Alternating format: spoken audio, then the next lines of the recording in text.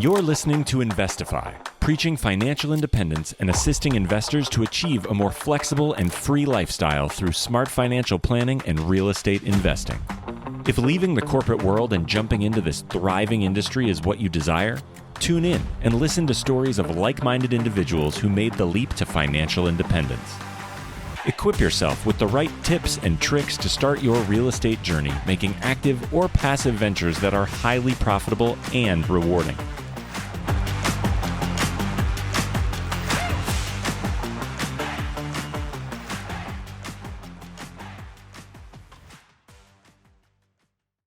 What's going on, everybody? You are listening to Investify. My name is Craig Curlop, aka the Fi Guy, and I'm here with my co-host, Miss Allie Garcet. What up, Allie? What is up, Craig? How are you? I am doing phantasmerific. How are you doing? Phantasmerific. I've never heard that before. I like it.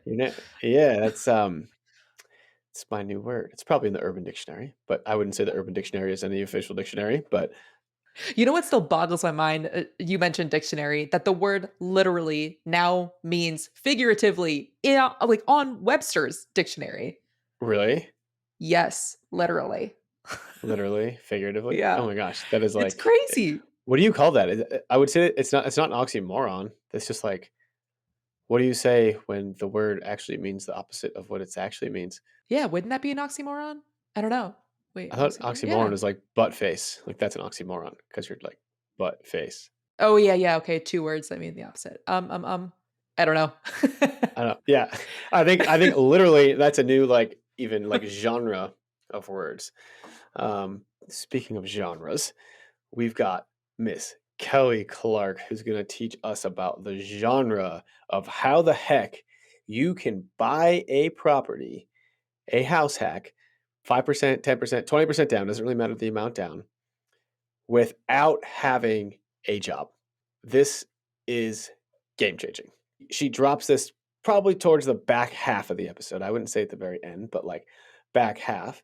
And then she's kind of got a little funny story at the end as well. But this changed my whole. This is like one of the biggest objections that I see with people when I talk to clients about not being able to buy a home. And I just ask them the simple question that Kelly is going to show us. I don't want to spill the beans because like I need to give Kelly all the fame here, all the credit. But yeah, listen all the way through. This is really big. What did you think, Allie? Yeah, definitely listen all the way through and take action. Like after listening to this episode, go on the MLS and find a property that's been on the market for over 5, 6, 7 months and make an offer after you follow the steps of what Kelly talks about. Once you do that, leave us a 5-star review telling us how it went. We want to hear from you. Yes, leave us a 5-star review, send us a message on Instagram. We love to hear all this stuff, and we just love all of the feedback from you all. All right, well, let's bring on the long-awaited Miss Kelly Clark. What's up, everyone? I got a super excited announcement to make.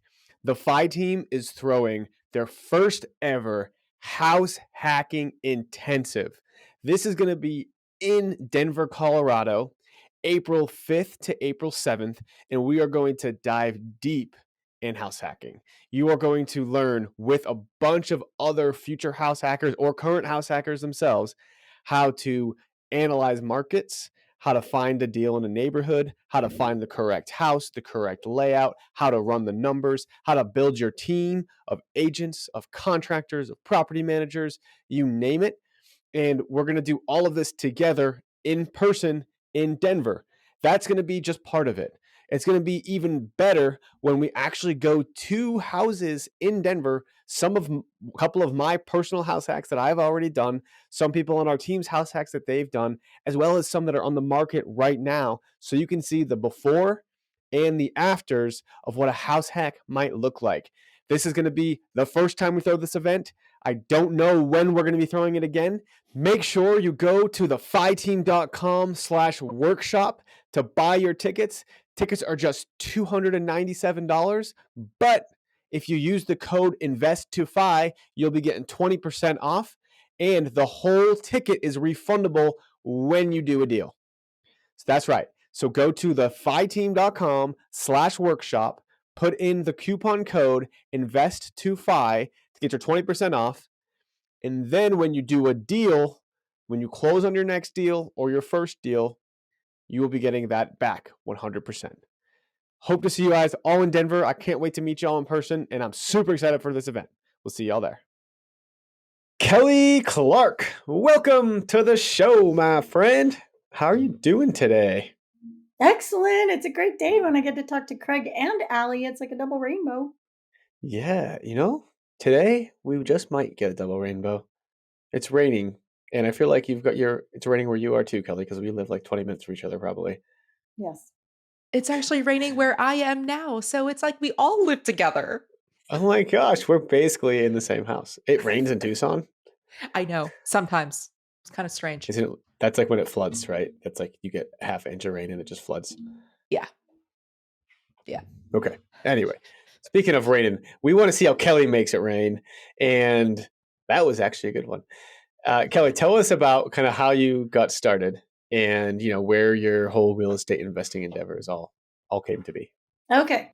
So in 2019, I wanted to return to the workforce after raising my 3 kids as they were entering high school. So I actually sold life insurance for a few months and I totally sucked at that. But what it did allow me to do is to meet people from all kinds of backgrounds. And some of the people that I met were actually real estate investors. And as my life insurance career was not taking off, I thought, well, gosh, this real estate investing thing sounds super interesting. So, like a lot of people, I dove into all things bigger pockets and I was like, okay, that's it. I'm hooked. This is what I'm actually going to do when I relaunched into the workforce. So I had no experience or anything like that. But what I started to do was learn a ton from bigger pockets. But I knew I needed a lot more than just what I could read online or watch videos and things like that. So I immediately did 2, I'll call like kind of career moves. Should I tell you about those now? Yeah. Tell us about them. When were they? In the middle of 2019. Okay. So I started a real estate investor meetup group in the fall of 2019, and my group is actually still going 4+ years later. And then that allowed me to reach out to experts in whatever, honestly, topic I was selfishly interested in at the time. But I knew if I said, hey, will you speak to a group of people? And I knew how to reserve a room. So immediately I was leading a real estate investor group, having never done a deal, had no idea what I was doing or anything like that. But by connecting with local experts and selfishly getting them to talk about what I was interested in, it really helped with my knowledge. And then, I've maintained those relationships with those experts. So that was one thing that I did. And the second thing, yeah. Did you know that, like, I'm sure you've heard it before, but real estate is such a relationship business. And so, like, were you intentional about starting the meetups to create relationships, and you didn't even know where they were going to go, but like you just knew that you needed to have relationships with real estate people? 100%. Yeah. One of the things, and I'm sure it's emphasized on your bigger pockets, is your net work is your net worth. Hmm. And so I thought, well, I'm coming into this with no real estate investing relationships, having been home with my kids. And then in my past life, I had totally different careers. So I knew that my network would be probably one of the most vital things I could do in terms of catapulting what my goals were. Amazing. And so, how did you go about starting the meetup? You just like you grabbed a room, and like, how did you advertise it? Did you just go on meetup.com and put it up there? Meetup, Eventbrite, Facebook, Bigger Pockets. I think those are the 4 main places. And Hmm. then as people attended, I always asked for their email address. So my email list was growing. While I was homeschooling my kids, I actually had a small event planning company to where I planned more than 1,000 events over 10+ years for more than 10,000 attendees. Oh, So I wow. knew how to reserve a room, how to ask for whatever program I wanted for kids. So, like, that skill was I could do that in my sleep, but I had to transition it into a totally new field. When you first started talking about the meetup, you like kind of flippantly said, "Oh yeah, I know how to reserve a room." And as you know, there's so much more to it than that. To the point where I started applying some properties in Tucson a couple of years ago. I closed it. I shut it down. I was like, "This is too complicated. I could never be an event planner." Oh my gosh. I think my biggest issue was finding the venue because they all wanted to charge. Like even if I asked them, "What's your slowest day I can bring you business?" They're like, "Sure, it'll be $1,000." I'm like, "That I no, bye." And then Tucson is so big, so that like people would always complain, "Oh, it's on the east side. Oh, it's central. Oh, it's over there." I'm like, "Yeah, it's happening, okay." So I shut it down. But there is so much more that goes to it, and then like the follow up and reminders. Did you have a system for reminders? No, I didn't really want to spam people. So I just would send out 1 or 2 reminders during the month. Hey, it's in 2 weeks. Hey, it's in 1 week. Or hey, it's tomorrow, that kind of thing. Whether it was texting, email, more posts. And then, through like Eventbrite and Meetup, you can like send reminders to people. So just once or twice a month. Awesome. And so, uh, like you got that meetup in 2019. What were you doing to like actually make money in 2019? Oh, that was mentor hacking, actually. So I started telling everybody, part of the networking is telling everybody what you want to do. And I was telling everybody, I want to be an investor, I want to be an investor. And so it turned out there was a local mentor who was looking for like admin help. And so he agreed to hire me as admin help. So instead of like just doing, okay, call this person, do this, da, da, whatever, I was like, well, why am I doing that? Well, what about this? And so I was working for a mentor, but he was paying me. So I call that mentor hacking, when you get a mentor to pay you to work with them on a daily basis. So that's how I immediately started making money. Awesome. I love that. I think that's a great. And how did you meet this mentor? Through networking. Told everybody that I wanted to be an investor, and I didn't know what that was going to look like initially, but I just told everybody I could find. I think that's so important. Like, I know when I started investing, I was actually driving for Uber, and every person that came into my Uber car, I would tell them that I was a real estate investor and I was looking for properties and all this kind of stuff.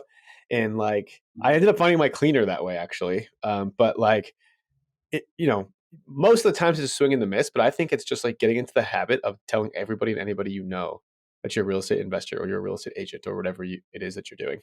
Yeah, I totally agree. Yeah, and even one of the podcasts of yours I was listening to, they were saying about how they told people I am an investor in this case, even before they had actually done their first deal, because they were ready to do their first deal. And probably lots of your, I haven't listened, no offense, I haven't listened to all your podcasts, but I'm sure Oh, I'm lots of offended. your but I'm sure lots of the people have said that, like, tell people, you're going to do this, but tell them, I am this, I am an investor. Yeah, not to belabor a point, but it just reminds me of like, I mean, I was never like a big smoker or anything like that. But if someone, let's say, was smoking cigarettes and they wanted to quit, they don't say that I'm quitting cigarettes. You need to change your mindset and say, I'm not a smoker, right? I do not identify as a smoker. And then the cigarettes will no longer appeal to you because that's not what you do. I know like psychologically, I think that's a better mindset shift. But okay, so we kind of get the point there though, right? Where it's like, go tell everybody you know that you're an investor, even if you're not. Go network with as many people as possible. And so like and now now in 2019, you're with this mentor. You're probably making less than your worth because he's probably paying you not a huge wage, but you're getting some knowledge for it. So I think that's a slice of humble pie there. Um, what kind of like comes next? Next, then I asked the mentor, would he partner on a deal with me? Because I knew that I could read, generic information. I could run a calculator on Bigger Pockets, but I knew it was like, well, what about this house? And what about these plumbing issues? And what about this? So I asked the mentor if he would partner with me.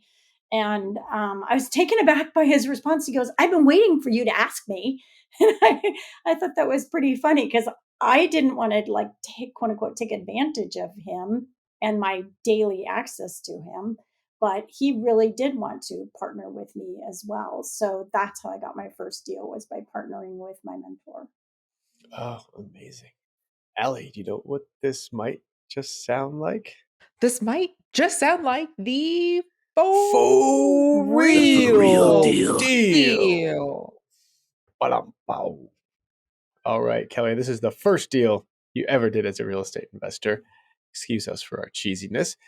So you found it with your mentor, but tell us how you actually found the deal, where you found it, the list price, how you purchased it, all the details. Yes. So my mentor was on wholesalers list, buyers list, and a deal came out, and it was a few miles from where I was living at the time. And so my mentor and I ran the numbers, and it looked like it was going to pencil out. And so we bought it from a wholesaler. You bought it from a wholesaler, okay. So did you have to buy this cash? We got a private money loan for part. So we had some money. My brother was also a money partner at the time.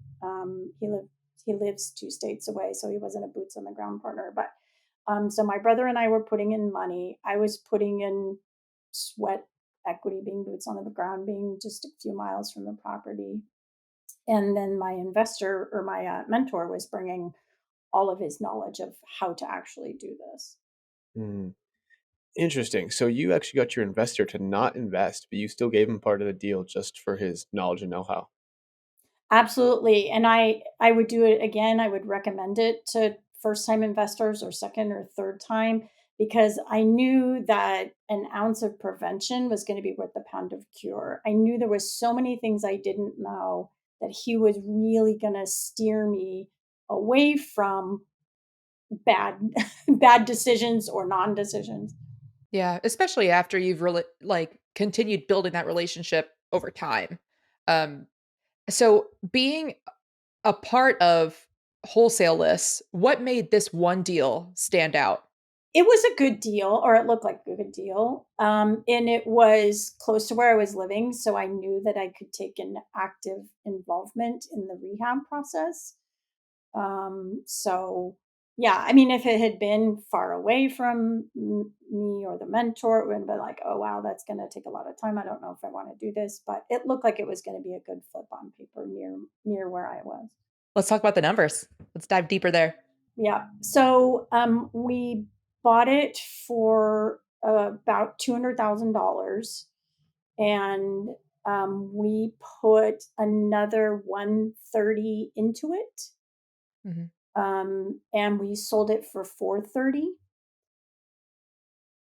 So part of the money that we put in was used for purchase, part of the money was used for rehab, and the rest we got in hard money. So we bought it. We closed on it at the beginning of November 2019, and the contractor said it would take him 5 months, no, 4 months to do all the rehab, new roof, new interior paint. We changed the floor plan a little because it was a weird floor plan, and turned an outside sunroom, made it part of the master bedroom, that kind of thing, updated kitchens, bathrooms, that kind of thing. So a bit of a hefty rehab. And the contractor said, okay, it'll take me 4 months. Well, if you remember what happened 4 months after Yeah. November of 2019 was the start of COVID. So he had said he would be done in March of 2020.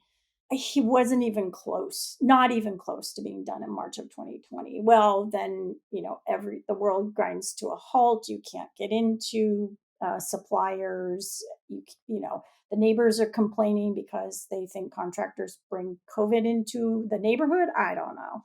So, anyways, in August of 2020, the contractor presented me with the final bill, the final 10% that was due. And at that point, I had to make a decision. He wasn't done yet, but I had to make a decision of, am I going to pay this because I'm guessing he needs the money? Or am I going to not pay it till it's actually done, irritate him? It was really a tough decision. I don't know. I wouldn't treat somebody that way, but that's just me. So I made the decision and I paid that final 10%, even though it wasn't done, because I wanted the contractor to keep going. At this point, obviously, he's frustrated with COVID because they're trying to work on all the projects they had on their docket. And I'm trying to get this property to the finish line. So it went on the market in December of 2020. So I think it took 13 months from when we purchased it to when it went on the market. So, I talked about running the numbers and why did we buy that one? Because it looked like a good deal. However, what we didn't factor in was 13, 14 months of holding costs. And so that really ate into our profit. Fortunately, the market was rising. People were still buying like crazy at the end of 2020. Interest rates were terrific. So when I put it on the market, let's say a Thursday morning, whatever day it was, goes live. An hour later, we get a call from an agent who wants to walk a buyer through. Great.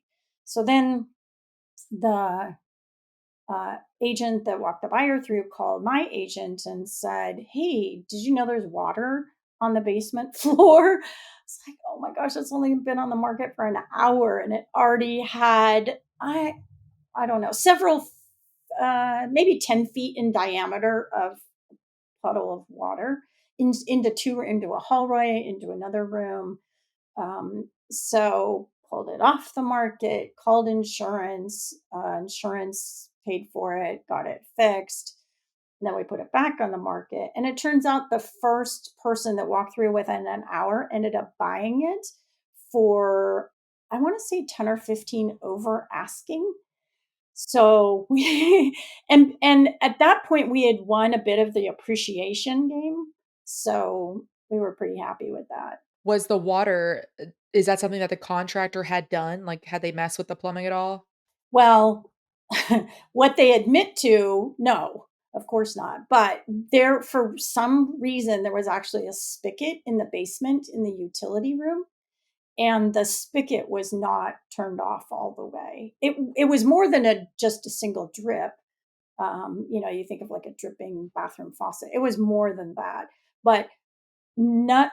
I never, I was the person that was going in and out of the house for various things. My agent, the photographer, the cleaner, things like that. But no, none of those people had a reason. I didn't even know there was a spigot in the utility room because one, you don't expect it. It was a tiny like closet. It wasn't like, oh, and that's where the laundry room was. It wasn't, laundry was across the hall. So anyways, the contractor left it on, but never admitted it because they were the ones in and out all the time doing stuff. So it sounds like your contractors were not great, right? But you partner with this investor who's got, I would suspect, some contractors that were good. So did you not go with his recommendations, or how did you find No, these guys? this was my mentor's contractor. It was. Hmm. Okay. Oh, I was going to say I didn't have any contractor relationships at the time. I do now, but I didn't then. Well, I think that's important, right? Is that, I mean, we've gone through our fair share of contractors over the years too. One guy, especially this guy used to do egress windows for us in Denver, and he was really good, really cheap, really fast, and did good work. And all of a sudden, one day, one of our clients put down a deposit for windows, and he was nowhere to be found. Just left. He just left. We tried to find him. We tried to get him. He was about to do a project for me as well. I put down a deposit. Never saw that money. And so he probably left with probably 5 to 10 grand of me plus our client's money. And, not really enough to go after him, but enough to certainly, and he was good. So, it's one of those things that just be prepared to have a revolving door of contractors. It's always going to happen. But all in all, Kelly, this seems like it sounds like you're probably saved by the market, as a lot of people were kind of during that time. But 200K down, 130 in rehab. You probably had maybe 40 or 50 in closing and holding costs. Yes. Financing, I know it probably wasn't cheap. And so, but still, you're still making a profit of about 50 grand, and you split that two ways between you and your partner. No, there was other costs and that got involved. It was really difficult balance between me, the mentor, and the contractor, because the mentor had positive relationships with both of us, but then the contractor and I were struggling in our relationship, so that was really difficult. But no, there were other costs, and we ended up maybe I forgot that, like, we ended up redoing some of the electrical, which I hadn't planned on, and things like that. So I guess that made the rehab costs higher. And there were a few other things like that. We ended up making $6,000. So I guess I Wow. got some of those initial numbers wrong. We got 6,000. So the mentor got half, and then so he got 3,000, and then my brother and I split the other portion, which was 1,500 each. Wow. So, was it worth it? I would say yes. There's just so many factors that I didn't know, and I honestly, I'm sure I could have lost 50,000 without the mentor. Um, so yeah, I still think it was worth it. I learned a ton. COVID obviously had an impact on everybody, positive because of the appreciation, but negative because of the holding costs. So, yeah, absolutely. I don't have any regrets. I learned a ton. Cheaper than an MBA. For sure. Yeah. And so, how did your mentor feel about the whole thing as he was going through it with you and all of that? Was he giving you advice or? Yeah, he was super helpful, and positive and encouraging. And it's interesting, but because I was so involved in his business, I saw what his other investments were doing, where he was making money, where he was losing money, and things like that. So I was like, so it was really good not just to have my experience, but to have a front row seat to his investments as well. And so I think that was super valuable to me also. And like, oh, everything isn't a home run. Oh, you actually do lose money on some of these, and realize that it's a long-term game. It's not a sprint. For sure. Yeah, I love that. It's okay. What happened? I mean, I know you didn't give up there. No, no, not at all. So yeah, I went through a divorce in the middle of that flip. And so then essentially my finances were frozen for the 13, 14 months it took to get divorced. And again, divorce during COVID's way more labor intensive. It takes way longer. So I really couldn't do anything financially myself at that time. So then I actually went to work for another investor. He was a contractor doing remodels, and he wanted to start up an investment portion of his business. So I went to work for him and ended up being the general manager of the investment portion of his business. And then he was doing rehabs and eventually did new home construction. But I didn't get involved on the construction. I stayed on the investment side, helping with flipping, wholesaling, buy and holds, land, single family, multifamily, all that kind of stuff. So I got a ton of experience because I was basically in charge of all of those investments and things like that. So I got a ton of experience just doing several deals a month. Mm. So you left your old mentor and went to this new guy? I actually overlapped him for about 9 months, and then I just got too busy with when I was the general manager of the investment company that I had to drop my mentor. Gotcha. So with your mentor, like, how did your mentor feel about that? Oh, he was pretty bummed, but I had to do what I was doing. His business was slowing down because it was COVID when he and I amicably parted ways. And so, like, from a business perspective, his thing, he was really slowing down in what he was doing. I was doing a lot of property management for him, and there was almost nothing to do with regards to property management other than hope that there's some government handout, because you couldn't do anything with a tenant and no one really wanted to move much then. So it was fine. Mm, Hmm. okay. Cool. So you just kind of switch careers here, where I suspect that was a bit of an inflection point. It usually is. It sounds like you're getting a lot, probably more and better experience kind of with this new builder, investor in the area. What are you doing with your own portfolio at this time? I have house hacked a fourplex. And so that's been really awesome to do that. I own 5 acres about half hour north of me, and I bought a used mobile home. So I'm getting ready to place that, get that rehabbed, and then I'm actually going to flip it. So that's what my own time and money has been doing. I also have done 2 private money loans with my own money. And then I just, a couple of weeks ago, I closed on my first private money loan where I loaned from my 401k. So I would say I'm kind of diversified with private money loans from 2 different sources, with my rentals, with my flip that will flip next year. And then because I've continuously done property management since 2019, I own a property management company. And then starting in 2024, I will continue to grow my property management portfolio, but I'm also going to be training and mentoring new property managers. Yeah, so I feel like it's great because I have a lot of revenue streams. Yeah, let's talk about the house hack, right? That's what we're all about here. So tell us a little bit about. You mentioned it was a fourplex. I guess where was it? How'd you find this one? Did you do anything creative with it? Yes, actually, I did. Super creative.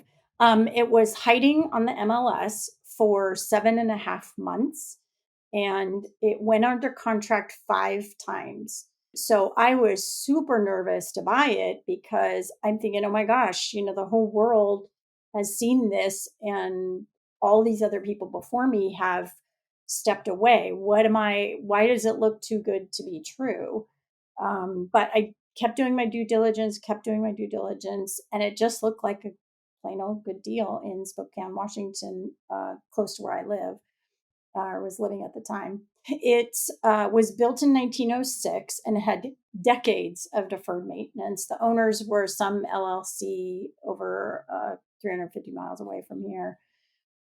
So they were never like boots on the ground or anything like that for it. So I had at that time been self employed for a few months. I had left working for the investment firm. They ended up just focusing on construction and not doing investments anymore. So I parted amicably with them. So I'm like, okay, well, I want to buy this. This looks like a great deal. So I approach, and by this time I had really great relationships with a good pile of lenders, all different types of lenders. And I'm like, okay, here's my situation. I'm self-employed, and from my divorce, I got $200,000 because my ex kept the house. So, hey, what can you do for me? And all of them said, come back when you're at your 2-year mark for your self-employment, and we can help you then. I was like, oh my gosh, but I have $200,000. And so only one lender had the creative idea to take the money out of my left hand and put it in my right hand, so to speak, and call it a trust. So I went to an attorney and I said, please create a trust for me. Here's $200,000 for my trust, which was just another bank account that I literally transferred this money into. And the trust was paying me a monthly amount in theory. And so then, because I had this trust, the lender said, oh, you have a source of income, so we'll lend you money to buy this. The other great thing was I got an FHA loan for house hacking. So I had 3.5% down on an FHA loan, and that's how I was able to get in. We hope this episode is inspiring you to take action. If you're thinking about becoming a real estate agent or an agent who wants to join an investor-friendly team, just hit me up on Instagram at the Fi Guy, because we are growing our team in Denver, Seattle, San Diego, and Coeur d'Alene, Idaho, but also adding to our network in all 50 states. And if you didn't already know this, the Fi team provides a super supportive environment with one-on-one coaching, accountability, and ongoing training to help develop kick-ass rockstar investor-friendly real estate agents. So hit me up on Instagram at the Fi Guy, shoot me a DM, and we'll set up a time to chat. Can't wait to chat with you. I just want to say that this is like literally insane. This whole idea is like just it totally kills an entire like probably one of the biggest reasons why people can't buy homes is that they don't have jobs. The only caveat is that you need to have a big lump sum of cash.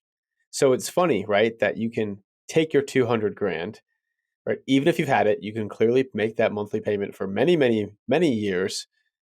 The banks don't see it like that. You need to go open up a trust, which will probably cost you a couple $100. Um, and then how do you know how much to send yourself? Because the lender told me. They said, "Oh, you have to have 5,000 a month to buy this property, this fourplex for 399,000. You have to have a monthly income of $5,000 a month." Okay.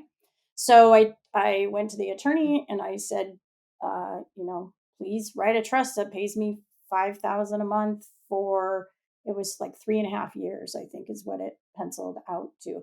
And I was totally honest with my lender. I never pretended that this was a real trust or that, that I don't know. But, it's interesting. You point out, oh, you have to have a large pile of cash. But think of it this way. Let's say you do have a W-2 job and the lender won't lend you money because you're $1,000 short of what they think your monthly income is. Grandma passed away, or whatever it is. If you put that money into a trust and the trust is going to pay you $1,000 a month for whatever time frame they want to create, then all of a sudden your income, the banks would see your income as $1,000 more because of that. So I don't think you have to have $200,000 like I did to take advantage of this. If you have anything, and you can put it into a trust that the bank will consider as your income, I would totally do that. That's a really good idea. And how much was it to set up the trust? A few $100 to my attorney. Okay, cool. And just another bank account. That didn't cost me anything. Did you have to have like a certain months of runway at that 5,000 a month in order for it to count? Like, does the banks require at least 60,000 a year's worth or whatever? No, they just wanted to see my bank statements for 2 months, and that was it. So I set it up on automatic transfer so that my trust bank account paid my regular bank account $5,000 a month. I showed it twice, which is super easy because that's literally a little over 30 days, because you just have to go from like the first of one month to the first of the second month. So it was a really short amount of time. Okay, so they only need to see 2 months worth. So really, you only need 10 grand to even make this $5,000 thing happen. I mean, obviously, that's And then did you keep the trust or did you dissolve it after that? Well, it's just another bank account. I just left it there. As soon as I closed, then I started spending this money to do the rehab because, like I said, I had decades of deferred maintenance. So I've spent about 100,000 of it, which was my intent all along. I was like, oh, great, I can buy this. I can get a loan. And then I have money to do the rehab. So that was my intent all along. So as soon as I closed, I started spending it and the banks never checked in again.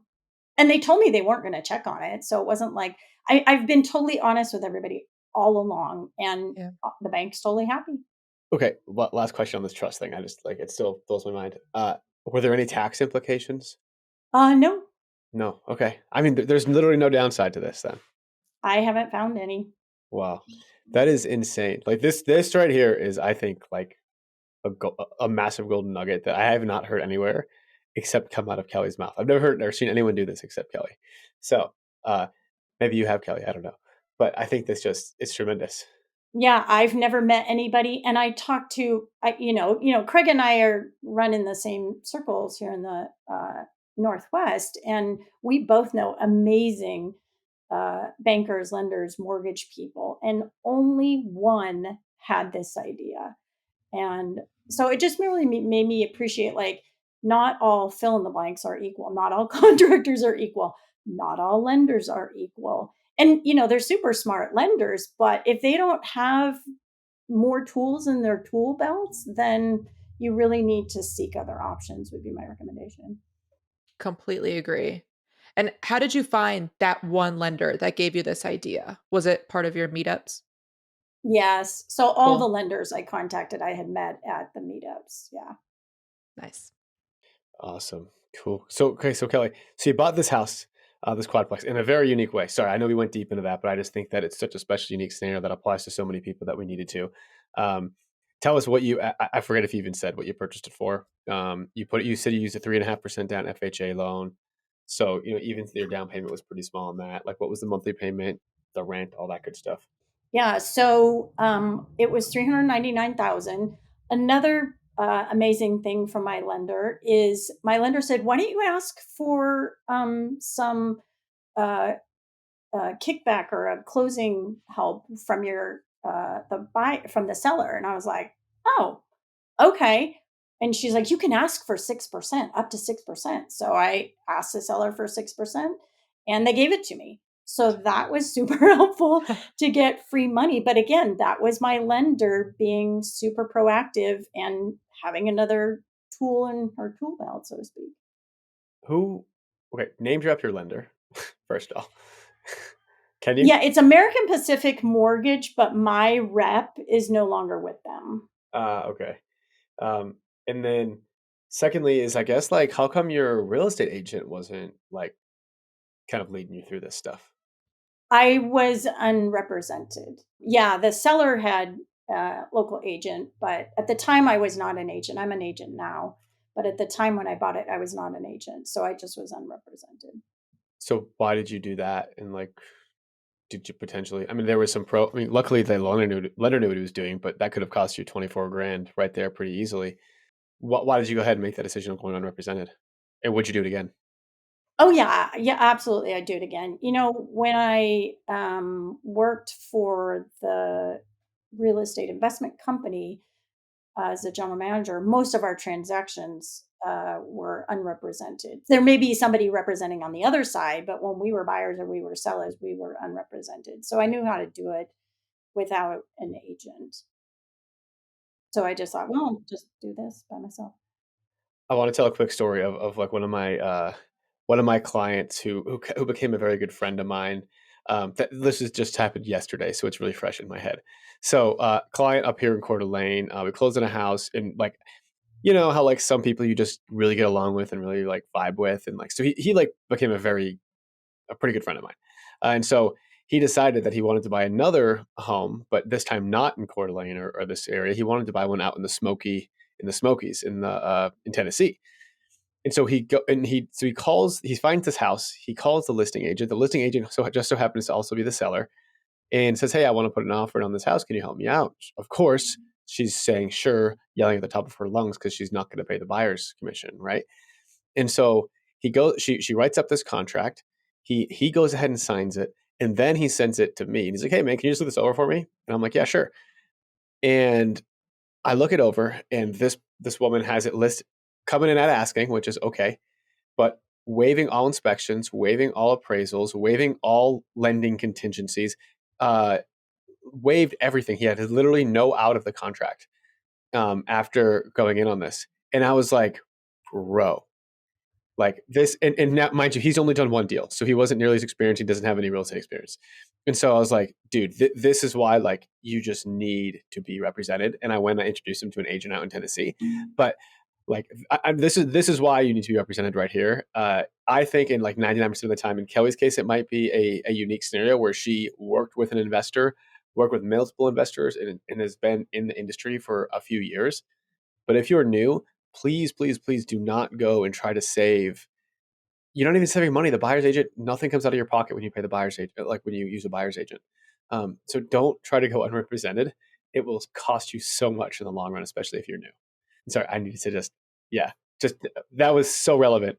Yeah. Yeah, yeah, yeah. It's just that I had done, you know, is working with others or myself. I had done like 50 deals. And like I said, most of them, we were unrepresented. So I was like, okay, this is fine. I can do this. Yeah, you got it. Okay, cool. So, so on the rehab side of things, it sounds like this is another pretty hefty rehab. What did you do, rehab wise, to make it so that it was livable and rentable? Yeah, several things: new roof, new siding, new windows. 3 of the units needed new floors, a few new appliances. All of the tenants were paying under market. And I wanted to do extensive rehabs. So here in Washington, we have to do 60-day notice for rent increases. So I said, hey, your rent is going up to market value in 60 days. And then we have something where if we want to do substantial rehab, we have to give a 120-day notice. And I really didn't want to wait 120 days. But I was willing to wait 60 days. So because I had given them such substantial rent increases, they all bailed eventually. So, knowing those kinds of laws, you can use them to your advantage, I would say. Totally. And so you basically kicked these guys. You didn't really kick them out, but you Encouraged. highly encouraged them to leave. And so when you did that, then you went ahead and rehabbed all the units and all that good stuff. Yes. Yeah. One of the units really didn't need much. Didn't have to do new flooring, new appliances, new paint, just a few minor things. But, I knew I would be living in one of the units. And so I would, when I was doing the rehab, I was like, okay, what should I do to make this a good place to live? And being that it was so old, each room had one central light fixture in the middle of the room. And somewhere in the 117 years, the light fixtures started out as pole chains, but at some point, some remodeler along the way didn't want to install new pull chain light fixtures, so they installed regular light fixtures. But the problem is that if you don't have a light switch, the only way you can turn off such a thing is by unscrewing the light bulb. So, so several of the rooms you couldn't have like the bowl above or surrounding the light bulb, because then you couldn't reach in to easily turn off the light by unscrewing it. So I splurged and had a lot of times, based on the room layout, I had 3-way switches installed by an electrician, because I thought, I don't want to live that way. I don't want to have to trip over the coffee table and the sofa to turn on the living room light, or step on top of the bed to turn off the light, a single light fixture above. So I splurged on stuff like that, because I'm like, that's not reasonable to ask somebody in 2023 to live that way. So there was some rehab things like that you just don't get back, or people don't appreciate. But because I knew I would be living in one of the units, is like, no, whatever unit, if I end up having to move to various units for whatever reasons, no, I'm not living this way. Yeah. And so did you end up putting a full 100K into that rehab? Yes. Yeah. Okay. And so do you know what it was worth maybe when you were done? The insurance company has put a replacement value of 1.2 million. What? Wait, Yeah. what? Mm-hmm. Wait, okay, hold on. Pump the brakes. Yeah, so you bought this 400,000 thing. purchase price, 3.5% down, interest rate 5.135 in January of 2023, 100,000 rehab, and a replacement value of 1.2 million. Oh my gosh. Are you sitting down? Oh wait, you are sitting down. Okay, good. I'm standing, but I'm about to be laying. Wow. So you literally got a $700,000 increase in your net worth after putting down, let's say, 12,000 down payment plus 100 in rehab. So 112 grand. You got $700,000. Yes. Yep. Wow. Yeah, and the cash flow is great too. Rents have gone down here in Spokane in the last year or so. So so with all 4 units rented, my rent is at about 5,200, and then my taxes, insurance, mortgage is at 2,800. So I have a big cash flow from it. And this was on the MLS that 5 people passed out on. And they each dropped off 100 grand as they passed. Yes, exactly. Wow, that is nuts. Yeah. So so my first one, $1,500, and now look, I have a $700,000 appreciation and quite a bit in cash flow. Yeah, and just for the record too, in 2023, you didn't like cheat this like system. Like, when did you get it reappraised? Well, the insurance after it closed. Yeah. Yeah. I haven't had it appraised because I haven't needed to have it appraised, but yeah, the insurance valued it at 1.2. Gotcha. So then, would you think about refinancing and pulling some money out and doing this whole thing again? I would, and now, right now, I would do it as a HELOC because I don't want to refinance 300 and almost $400,000 into a higher interest rate. I don't want all of that money in a higher interest rate. I would just want part of the money. So the difference basically, or what I could get out of a HELOC. So yeah, that's my plan, is to get a HELOC and then for a bit of that difference. But I want to keep my 5.135 in place. And one bit of advice, you maybe already know this, but for those listening, is that if you're going to do a rehab while living in the house and you want to get a HELOC on it, I highly recommend you get the HELOC while living in the house, because you'll be able to get a lot more, I think 90 to 95% loan to value at a lower interest rate than if it was an investment property. So, Kelly, you probably do that, but just so anybody else knows, if you are going to do that, make sure that you get the HELOC at that time. Yeah, and it's also beneficial that it's 4 units or under, because if it was 5 plus and I was house hacking, it doesn't matter. They still call that as commercial. So it's beneficial that it's just a fourplex. Awesome. Cool. And so, I guess what's next for you, Kelly? Well, I want to continue to do more hard money loans, private money loans. Now I am a real estate agent, so I want to help more buyers and sellers. And I'm currently accepting property management clients. And then, like I said, starting in early 2024, I will be mentoring and training property management, new property managers, and then I'll make a portion of their income to pay for my service. So a lot of different irons in the fire, which I really like. That's kind of what I like. Man, that property management portion would stress me out, especially teaching new property managers. Yeah, I guess it's like event planning. I mean, there's probably we could, if this was that the Allie was our guest today. There's probably 5 things Allie would rattle off. They'd be like, would suck the air out of of my room, and you'd be like, "What do you mean I can do this in my sleep?" And I'd be like, "Oh, I can't do that awake." So I think people just have their preferences or things that they just don't think are a big deal. Yeah, yeah. So, and then on the house hacking side, are you going to continue house hacking? No, I'm gonna move out. So I want to live other places, do other things, that kind of stuff. I mean, but like Craig said, get the HELOC before I do that. Yeah. And the HELOC, do you think you're going to go back to that lender? Do they offer HELOCs? That's a good question. I'm not sure. Around here we have Banner Bank. And they have no doc HELOCs for up to 100,000. I would obviously much rather have more than 100,000, but their whole HELOC process, they have, I'll say a winter special going on right now where it's no fees to set up the HELOC or anything like that. And one of the senior VPs has become a very good friend. So I'm going to definitely start with Banner Bank. And honestly, I think they're probably going to be able to give me the best deal. Yeah. And you can shop that too. Just like, we tell our clients to shop lenders to find the one that works best for them. You mentioned you were going to move. Are you going to when you move, are you just going to buy a home, or are you going to go travel, or what's your plan? Live with my boyfriend at his house. Oh, okay. Also house hacking. Also house hacking.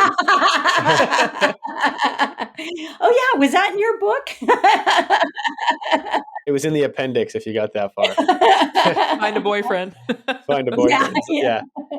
But I mean, you could still technically house hack though. You could still buy a home with low percent down and like call it your primary, but live at your boyfriend's house, and you can still kind of make things happen that way. Um, if that was something you'd ever be interested in doing, but as long as you like, maybe leave a room for yourself or whatever, so it will truly, your intent will truly be to live there.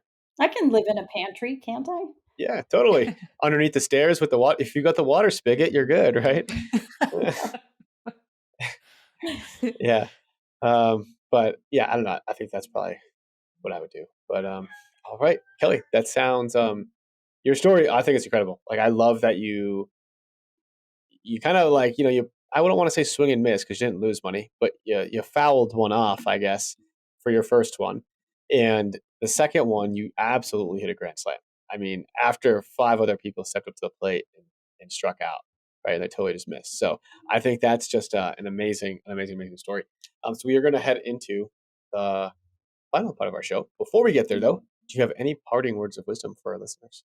I would just say surround yourself with good people. Go to as many meetups as you can. Go to Craig's meetup, go to my meetup, go to all of them that you can find because you're really going to build great relationships and you're going to get a ton of information. Love it. Yes, attend the meetups and network with as many people as possible. All right, Allie, you know what time it is? It's time for the Final four. Wow. All right, Allie, kick us off. Question number 1, Kelly, what book are you reading right now?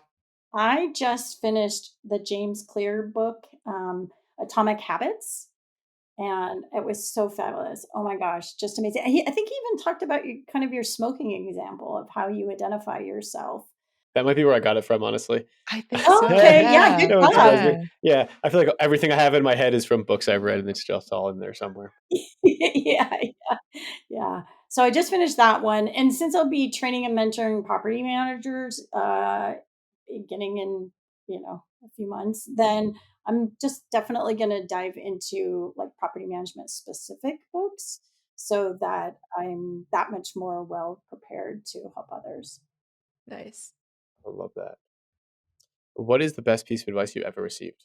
I would say that it was, and this might sound silly, but pay your vendors as soon as you get the invoices. Um, and I just think that's so amazing. But then it's kind of like, okay, how do you treat people in general? Okay, well, that's something specific to vendors.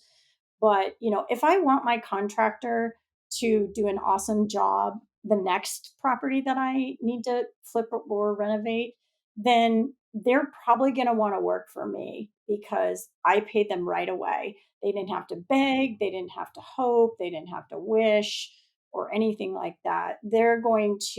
I've already set a precedent of this is how I will treat you with respect and I value your time and your money.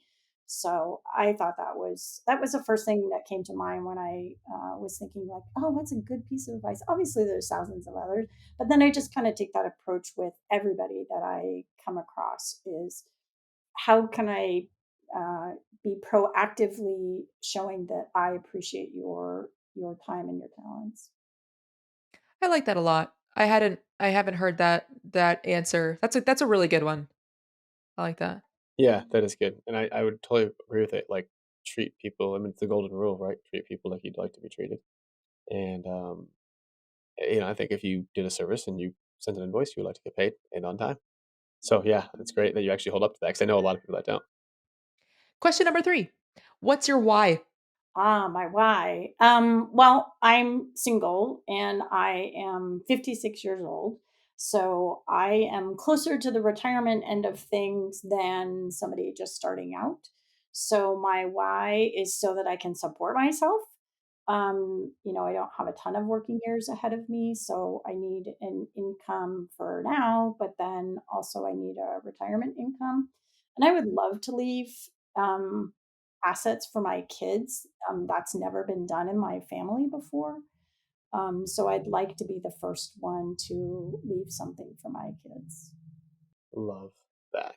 I think legacy is a really, really powerful thing. All right, Kelly. Last and final question is, what is your favorite memory of your kindergarten teacher? because this is the one that you wanted to ask us. Yes, thank you. So it's actually my mom's memory, and she's told it to me a number of times. I actually don't remember this in particular, but my kindergarten teacher told my mom that um, she didn't like it how when I started laughing in class, every student started laughing, and the teacher would lose control of the classroom. And so it was sort of a negative, but it's like, but is that really a bad thing if the kids are laughing and enjoying themselves at 5 years old or whatever? But I think that's kind of part of my personality even today is bringing people together over laughter, over an improved life, over just being together in a positive way. So, meetups or helping other property managers. I mean, that's just kind of what I still do today is I bring people together for the better of everybody. That's a good one. Yeah. Making people laugh since you were 5. For the last 50 years, you're making people laugh. So, Yeah. yeah. Probably longer than that. Awesome, Kelly. Well, where can people find out more about you? They can go to my website, the rockstarllc.com. My property management company is Rockstar Real Estate. And so they can find me there. Kelly Rockstar Clark on Instagram, social media, Facebook, all those kinds of things. Love it. Love it. Love it. Love it. Awesome, Kelly. Well, thank you so much for coming on the show, giving your valuable and precious time. We appreciate, the bombs you dropped, especially on that trust stuff. I think that's nuts, and how you just, how every deal is different. How you can literally strike out on one and get a grand slam on the other. And just because people have passed on deals doesn't mean they're not good deals. See what other people aren't seeing. I bet you wish you could call those people and just let them know what you did with it. But yeah, awesome. Yeah, Kelly, again, thanks so much for coming on. We will make sure to be in touch, and we'll talk soon. Thank you, Kelly. Great. I look forward to it. And that was Kelly Clark. Allie, what'd you think about Kelly? I need a trust. I need a trust today, Craig. I need it. Man, this was a good episode. Yeah, honestly, like if you only got one thing out of that episode, if you just know that if you've got some cash, you don't even need that much of it, and you've got it, and you can open up a trust for a couple $100 and just do all this. Ask your lenders this, okay? Mm-hmm. Don't make your lender. I will say 99% of lenders don't know that they can do this, if this is even possible. And so this is why not all lenders are made different. This is why not all agents are made different. And why anybody in any like industry is not made the same as everybody else is like, you should be finding yourself an investor-friendly agent that knows this stuff. Hint, hint. You've got the FI team, you've got Allie and her team. And also you should find yourself an investor-friendly lender too. And typically the investor-friendly agents know the investor-friendly lenders. So get out there, make sure you've got an investment-friendly team. Anything else that you want to say about Kelly? If you're confused about this episode, listen to it again. But do that homework assignment that Craig and I are both giving you. Go on the MLS, talk to an investor-friendly agent, find homes that have been on the market for a while. And dude, we're all about it. We're here to help. Yeah, we are all about it. We want to see you guys get into something. There's literally no excuse. This is one of the, this has been one of the best times to buy that I've ever seen in terms of like this such little competition out there. And so take advantage of it. I know the rates are high. You can do the 2-1 buy downs. You can do all the things to make your rates shorter in the short term. And then eventually you'll be able to refinance. You'll have some nice equity and you'll be able to experience that pop. So Allie, it was great talking to you as always. I love hanging out with you every week, and I will see you all next week. Love you, Craig. Love you, everyone. That's it for this episode of Investify. We hope that these nuggets of real estate wisdom lead to more savvy financial planning and a clearer path towards financial freedom. For more content like this, subscribe to the show at investify.com. Don't forget to leave a rating and share it with your friends. Together, we can transform more real estate newbies into successful and clever investors. Thank you so much for listening. See you on the next one.